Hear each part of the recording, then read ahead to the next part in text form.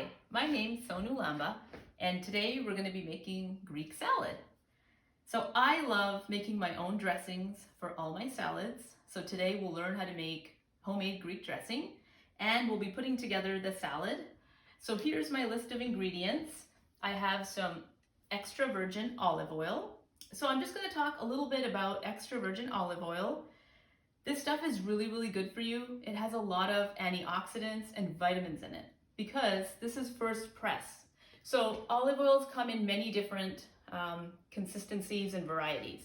The first press is the olives when they've been pressed out the first time. And that olive oil that's produced from the first press is the most nutritious. Don't be fooled into buying olive oil that is produced and manufactured in Italy. Just because it's from there doesn't mean it's necessarily the best quality. So 3 things that I look for in a good extra virgin olive oil are, one would be the color. So the color for a really pure product is a golden green. And why green? Because it's got a lot of chlorophyll in it, and chlorophyll itself is green. The second thing that I look for, or that I like to note, is the smell. So the smell is very earthy, it's grassy, it's pungent. And then finally, the last thing that I look for is taste. So I've actually tasted this beforehand, and you should feel a prickle on the back of your throat. That tells you that this has a lot of antioxidants in it, and it's actually really good. So it's a good idea to go to perhaps a purveyor of olive oils and vinegars, like a local oil and vinegar shop where you can sample the oils. Then you can get a sense of flavor and what it looks like. So I like to go to, these specialty boutique olive oil shops and try my own oils and vinegars. So this is the brand that I like. Another ingredient that we're going to be using is oregano. And so this is Greek oregano, and this I got from Amazon. This is a wonderful product that I sourced from Amazon, and it's only got 1 ingredient in it, which is organic Greek oregano. And this stuff, again, it has savory, earthy notes, and it's got hints of lemon, black pepper, and mint. And you can smell it from the bag. This stuff smells fantastic, and so it's gonna really perfume that dressing and give it a lot of flavor, which is what you want in a good Greek salad. Another ingredient we're gonna add is red wine vinegar, some Dijon mustard, which is here, crushed garlic, that's the oregano, and then just 1/4 teaspoon of salt. This is Himalayan sea salt. It is non-iodized, some black pepper, fresh cracked black pepper. I have some feta cheese, if you tolerate cheese. And then finally, what goes in the salad? So I have slicing tomatoes here. And I like to get my tomatoes from PCC because I love the quality and the taste. These are mini cucumbers. So I'm going to use 2 mini cukes. Here they are. I'm going to use 1/4 of a red onion, some fresh parsley, and a red bell pepper. Sorry, an orange bell pepper. So this is my list of ingredients, and we're going to be putting this together in just another second. We'll make the dressing first, and then I'll chop everything up and show you how to mix the dressing into the salad. Great. So next we're going to prepare the dressing. For the dressing, you need a jar. This is probably a little big for the dressing, but you're gonna have about maybe 3/4 of a cup of dressing made. So just something that'll be able to accommodate that. So in this jar, I have 1/2 cup of that wonderful extra virgin olive oil. So it's already in here. You can see it's this golden green color. To this, I'm gonna add 1/3 of a cup of red wine vinegar. So just dump it in. I'm going to add 1 teaspoon of Dijon mustard.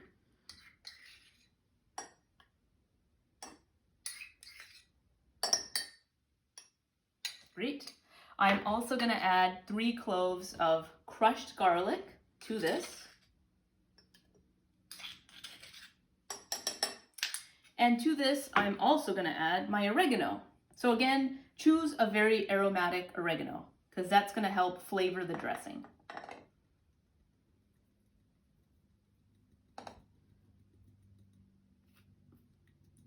And then 1/4 teaspoon of salt and fresh ground pepper, 1/4 teaspoon pepper too. Don't add too much salt to this because the salad has olives in it. Olives have a lot of their own inherent salt. And also, if you are going to put feta cheese, that's also going to increase the sodium content. So just a little bit of salt. So to this, I'm going to go ahead and close this and give it a shake.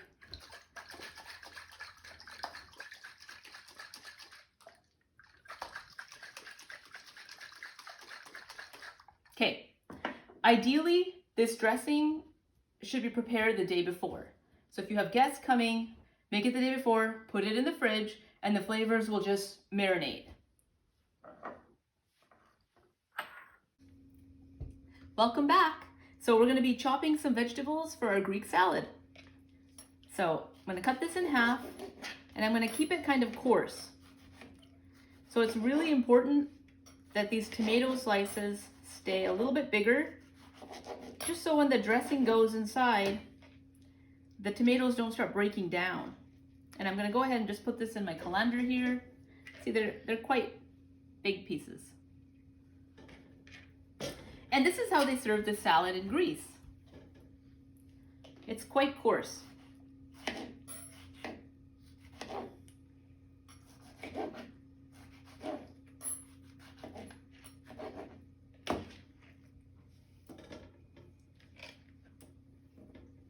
And in Greece, they even serve it with like a block of feta cheese. They'll put the oregano on the feta, like in a little rectangle or a square. It's not crumbled like this. But of course, they have access to better quality feta than we do here. So this too, keep it coarse.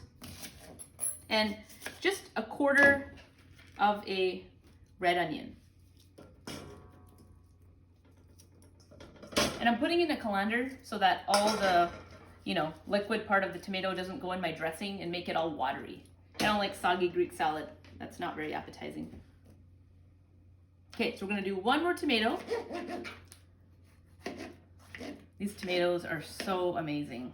You can just tell that such good quality.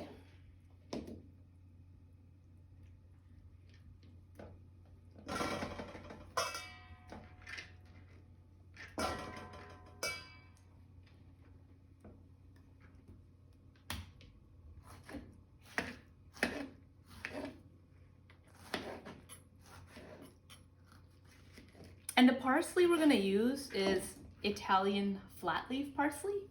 There's a couple varieties of parsley. One is a curly parsley that can be used in Middle Eastern and Lebanese cooking.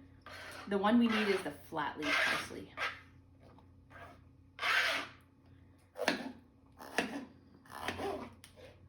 So again, coarser pieces retain their shape later on. So put it in there.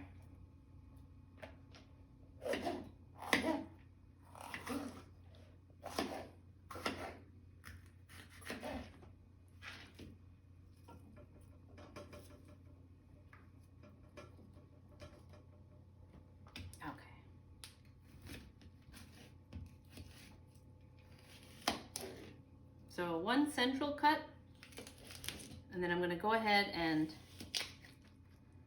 cut it in half.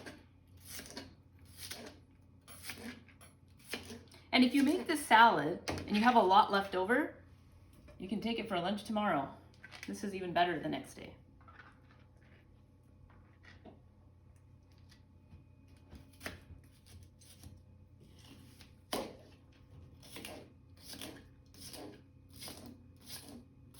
And the mini cucumbers work better in this recipe than those really, really big watery cucumbers. These take on the flavor of the dressing a lot better than the big cucumbers.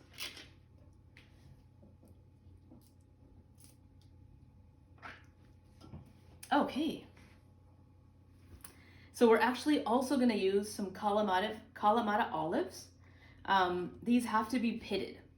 So don't get the ones that have the pits in them.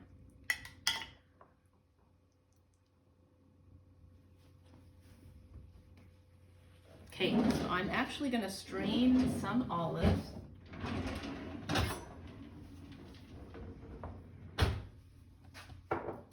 And I'm just taking these Kalamata olives and I'm slicing them in half. I know this is a really good quality olive because it's retaining its shape even after I cut it in half. Sometimes if you buy other olives, you'll cut it in half and it just becomes a goo and it doesn't taste too good. So try to select a really good brand of olive. Sometimes you can get it from the deli of your grocery store. They're sometimes individually packed, and those are a lot better than some of the jarred brands. And I would definitely get the Kalamata olives. The green olives don't work in this dish, so these olives are just perfect.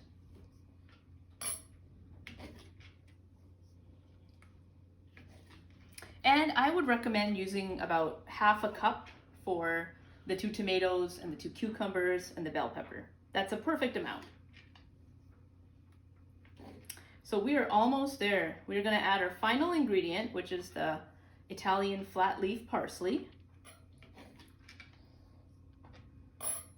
And then we're going to toss this all together.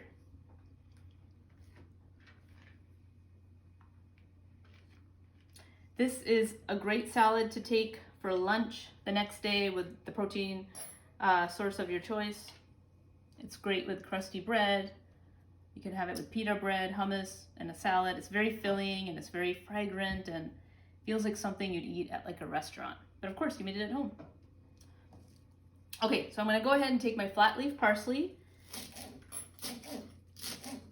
Not too fine, a little bit coarse. And just put it on top. Great. And so of course there's a little bit of moisture. So these are all these vegetables were really good quality. There isn't too much water, too much moisture at the bottom of this. So that's great. So I'm going to go ahead and put it in here. Wonderful.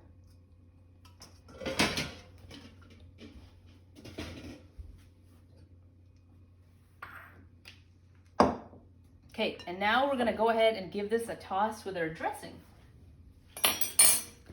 Okay, so I'm going to go ahead. First, I'm going to try my dressing, make sure it has enough salt in it and seasoning. So I'm going to give it a taste. So it's salty, tangy, earthy, and savory from that oregano. And the first thing that hits my mouth is that oregano. It's wonderful. This is really yummy. You got to give it a try. The garlic too. So tomorrow you'll taste more of the garlic. So make it the night before and then serve it the day after. So I'm probably going to add, I'd say maybe half of this.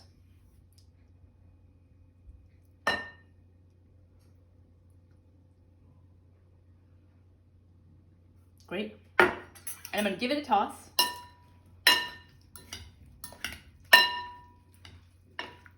You could, for more variety, you could put capers in here.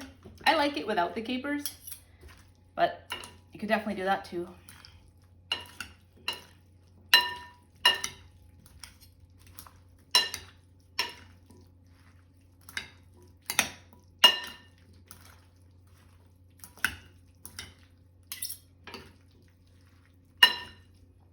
Okay, and so I'm gonna go ahead and try some.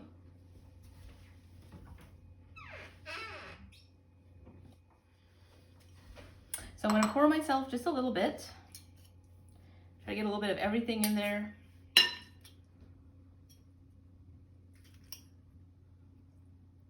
And I'm gonna go ahead and put my feta cheese on now. I don't recommend putting the feta first and mixing it all. That feta just loses its, you know, it just looks so great like this. It'll kind of become embedded and you won't be able to notice it as much. So just crumble a little bit on top. And you can put more black pepper if you'd like on top of this.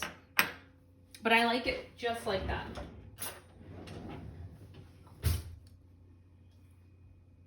So I'm going to give this a try.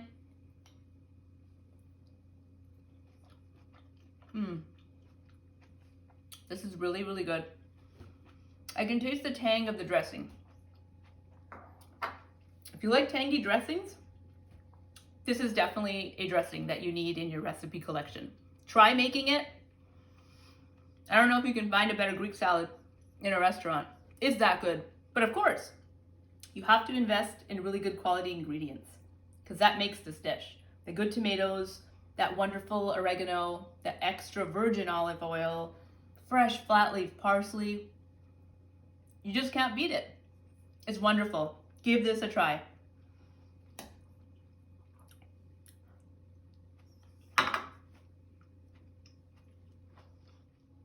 I'm going to mention one thing about the feta cheese. If you do tolerate dairy, the best feta to buy is one that's made out of sheep's milk. And in the ingredient selection, try to find one that uses microbial enzymes in place of the rennet. It just tastes a lot better. I like to find cheeses that are using synthetic or microbial enzymes in place of the rennet. So rennet is the enzyme that helps separate the milk solids into cheese. It helps in the process of making a block of cheese. And so I feel the taste of the microbial enzymes are reflected in the final taste of the cheese. So this is a cheese that I found in the local grocery store when I looked for the ingredients in the feta cheese. It makes a difference in the end. When you taste it, it just tastes more natural. So definitely look for a good feta cheese, look at your ingredients, and try this dish out. It is phenomenal.